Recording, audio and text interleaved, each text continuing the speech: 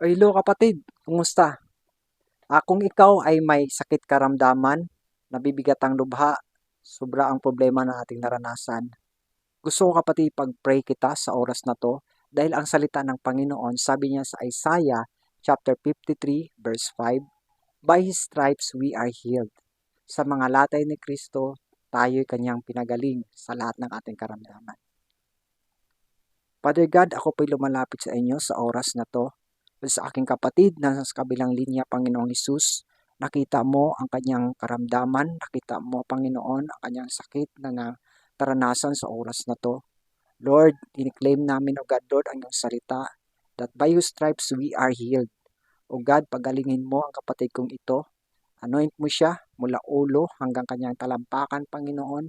Padaluyin mo, Panginoon, ang pagpapalat, himala sa kanyang buhay, ang kagalingan, Panginoong Hesus, na matagal na niyang minimithi, O God. Walang imposible sa iyo, O Diyos.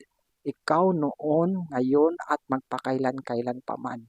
Lord, kami po'y patuloy na nananalig sa iyo, nananalangin, Panginoon, at hinihingi po namin ang kumplitong kagalingan, O Diyos, lalong-lalo na sa kapatid kong ito, O God, na patuloy nung nakakaranas, Panginoon, doon ang kabigatan, O God, problema, Panginoong Hesus, maging, O God, sakit, O God, na kanyang naramdaman, Panginoon, sa oras na to, O Diyos. Lord, pinagaling mo na siya, Panginoon. Kumilos ka sa kanyang buhay, baguhin mo siya, O God, Lord. At Lord, patuloy siya, Panginoon, manalig sa iyo, manampalataya sa iyo, manalangin, O God, Lord, sa araw-araw, Panginoong Hesus, dahil wala po kaming magawa sa mundong ito kung hindi ka namin kasama. Thank you, Jesus. Alam namin, Lord, walang imposible sa iyo. Lord, kiniklaim na namin, Panginoon, ang kagalingan na nabumula lamang sa aming Panginoong Jesus. Amen.